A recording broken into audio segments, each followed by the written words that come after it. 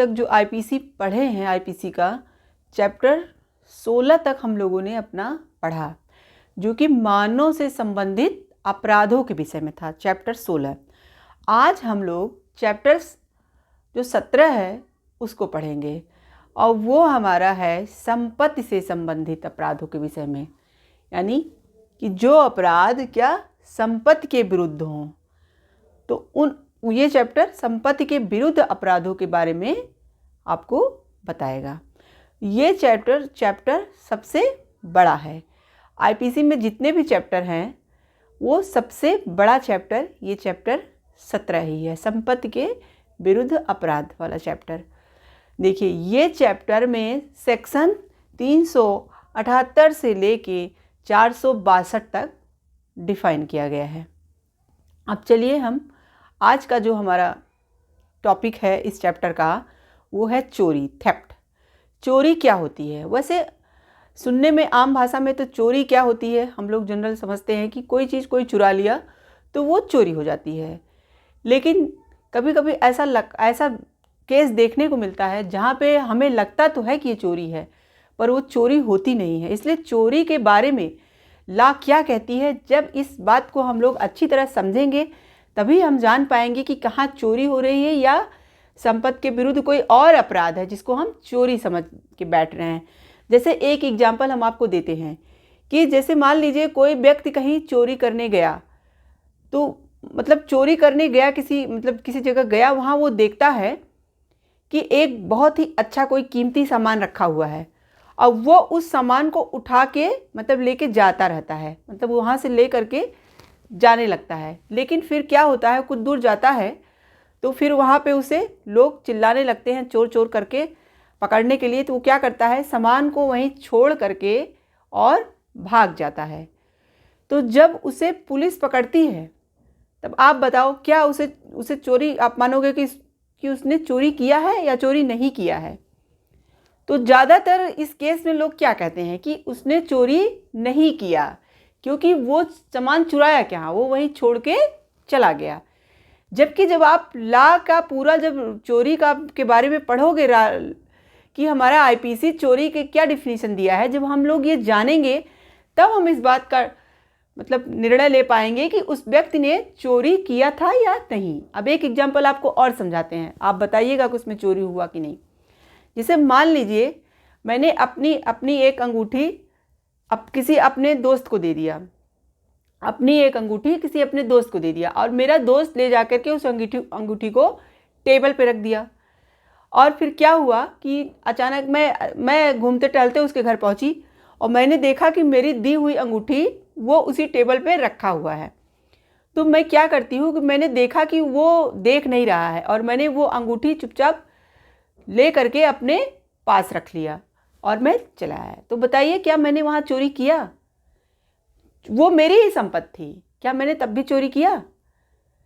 तो देखिए, अब आप ये सब बातें तब बता पाएंगे जब आप चोरी को अच्छी तरह समझेंगे। देखिए, ये देखने में तो ऐसा लगता है कि चोरी बहुत आसान है, लेकिन चोरी आसान नहीं है। चोरी की कुछ ऐसी बातें हैं जिसको समझे बिना हम चोरी को अच्छे से डिफाइन नहीं कर पाते हैं, हम समझ नहीं पाते हैं।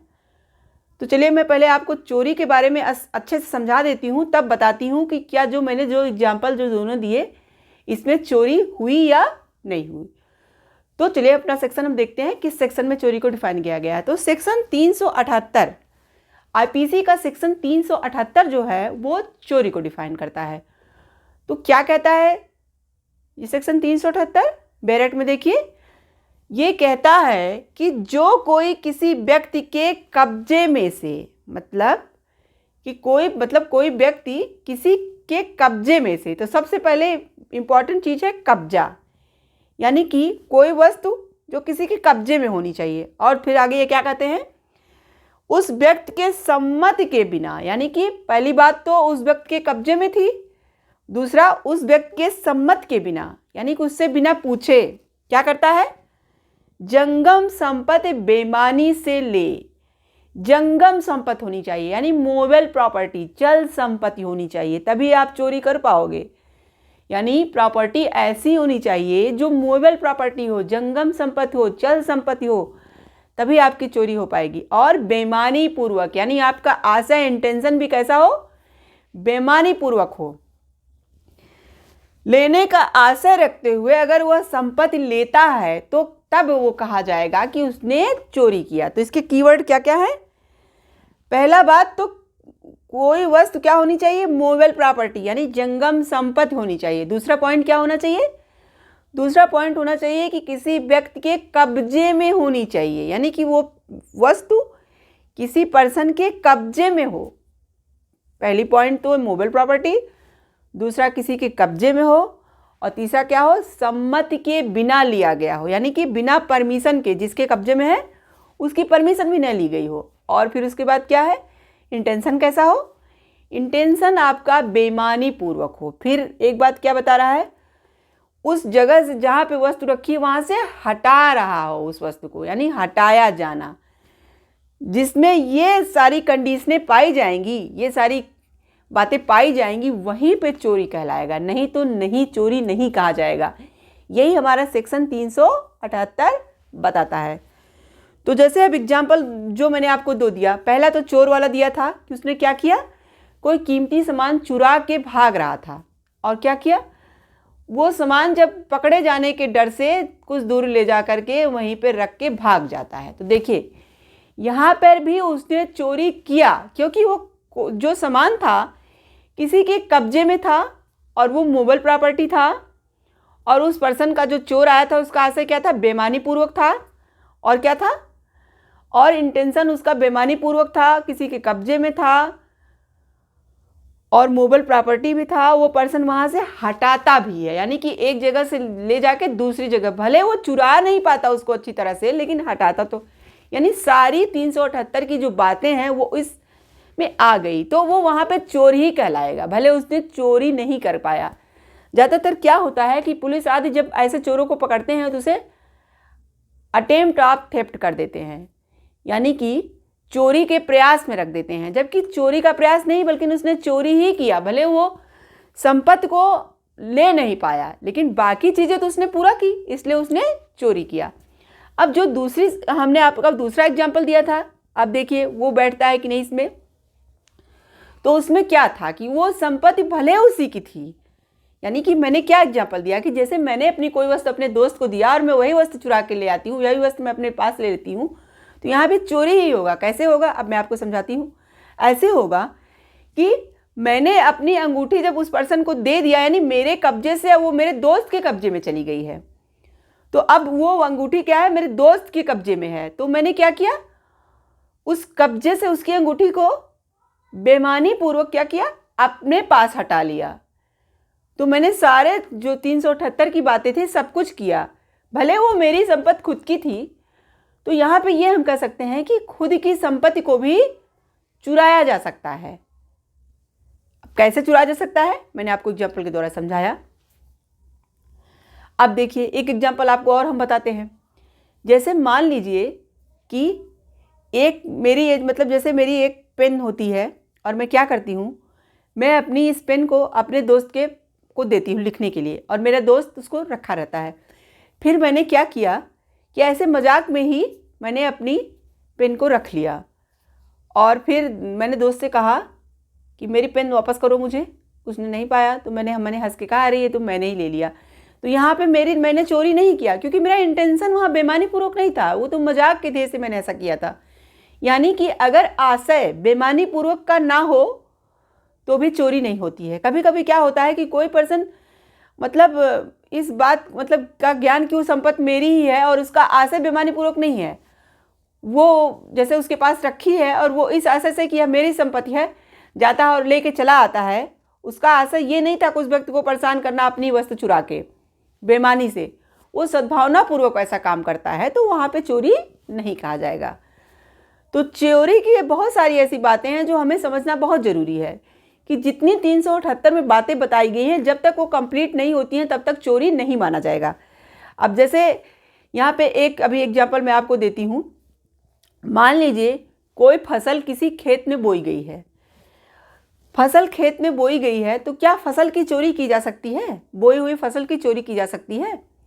या कोई पेड़ है जिसमें फल लगे हुए हैं, अगर हम क्या करते हैं, उस पेड़ को चुराना चाहे तो क्या चुरा सकते हैं? नहीं चुरा सकते। लेकिन हाँ, अगर जैसे ही चुराने के मकसद से हमने उस पेड़ को काटा या उस फसल को काटा, मान लीजिए गेहूं की कोई फसल है, लगी हुई है, और वो फसल लगी हुई है, जब तक वो फसल धरती से जुड़ी हुई है, पृथ्वी से जुड़ी हुई है, भूबद्ध है, तब तक हम उस वस्तु की चोरी नहीं कर सकते हैं, क्योंकि क्या है, वो मूवेबल प्रॉपर्टी नहीं है। वो मूवेबल प्रॉपर्टी नहीं है, तो इसलिए हम उसकी चोरी नहीं कर सकते। लेकिन जैसे ही हम उसे काटते हैं, जैसे हम उसे काटेंगे, वो मूवेबल प्रॉपर्टी बन जाएगी, और जैसे ही मूवेबल प्रॉपर्टी बनी तो अगर हम उसे हटाते हैं तो हम चोरी करते हैं। ऐसे ही पेड़ में जो फल लदे हैं, जैसे ही हम फल को पेड़ सहित मतलब पेड़ को काट डालते हैं फल सहित, फिर उस पेड़ को उठा के लेके भाग जाते हैं, तो वहाँ हम चोरी करते हैं। इसीलिए चोरी के लिए कहा गया है कि मूवेबल प्रॉपर्टी होना चाहिए, तभी चोरी माना जाएगा, नहीं तो नहीं। अब एक एग्जाम्पल आपको हम और चोरी का समझाते हैं। जैसे मान लीजिए कि आप मेरे साथ बगल में, मतलब कहीं सफ़र में हम जा रहे हैं, और दो पर्सन ए और बी हैं, बगल बगल में बैठे हैं। ए ने क्या किया कि चुपके से बी के जेब से पर्स निकाल लिया। ए ने चुपके से बी के जेब से पर्स निकाल लिया, तो वहाँ ऑब्वियसली ए ने चोरी किया है, क्योंकि उसने उसके कब्जे में से बेईमानीपूर्वक उसके मतलब पर्स को निकाला है, तो वहाँ पे उसने चोरी किया। लेकिन मान लीजिए ए जो है, ए और बी दोनों जब उतरते हैं, मान लीजिए ए और बी दोनों पास पास बैठे हैं, फिर जब बी उतरता है तो बी की जेब से वो पर्स गिर जाती है, और बी नहीं देखता और वो चला जाता है, कुछ दूर चला गया, मतलब वो देखा ही नहीं कि मेरी पर्स गिर गई। ए क्या किया, अब ए ने उसकी पर्स को उठाया और उसने देखा कि बी तो चला गया है, तो अब उसने बी की पर्स को रख लिया, और उसने बी को नहीं बताया कि मैंने तुम्हारी पर्स ले लिया है। तो अब वहाँ पे बताइए आप, चोरी होगा कि नहीं? अब चोरी नहीं होगा। क्यों नहीं होगा? क्योंकि वो वस्तु अब किसी के कब्जे में नहीं है। जो उसकी पर्स है, अब उसके पर्सन के बी के कब्जे में नहीं है, वो गिर चुकी है, तो यहाँ पे चोरी नहीं माना जाएगा। हाँ, दूसरा अपराध माना जाएगा, दूसरा संपत्ति के विरुद्ध दूसरा अपराध उसे माना जाएगा, लेकिन चोरी नहीं माना जाएगा। चोरी के लिए कब्जे में होना जरूरी है ना। और एक बात और चोरी में सुनिए, चोरी की हुई वस्तु की भी चोरी करना चोरी का अपराध माना जाएगा। अगर आप कोई वस्तु, जैसे मान लीजिए कोई चोर कोई वस्तु चुरा के ले गया, वो अपने पास रखा है, और फिर क्या हुआ, उस चोरी के माल को कोई अदर पर्सन आता है और चुरा के ले जाता है, तो चोरी की, तो वो भी चोरी कहलाएगा। यानी कि चोरी की हुई वस्तु की चोरी करना भी चोरी ही कहा जाता है। तो ये है चोरी। तो अब तो आपको समझ में आ गया होगा कि चोरी क्या है।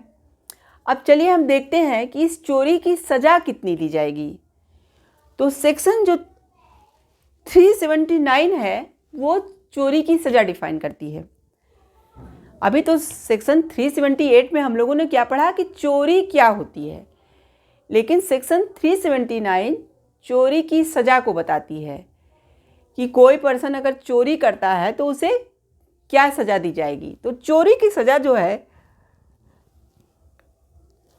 वो 3 साल का सादा या कठिन कारावास में से कोई एक दिया जाएगा। सादा या कठिन कारावास में कोई एक दिया जाएगा, या फाइन दिया जाएगा, या दोनों दिया जाएगा। देखिए, अगर कोई पर्सन चोरी करता है तो उसे 3 साल का कठिन या सादा कारावास, वो तो जजमेंट पे निर्णय करेगा, उसमें से कोई एक दिया जाएगा, और उसके साथ साथ जुर्माना भी लगाया जाएगा, फाइन भी, या सिर्फ जुर्माना लगाया जाएगा, या सिर्फ कारावास लगाया जाएगा, या दोनों होगा, या दोनों अलग अलग भी हो सकते हैं।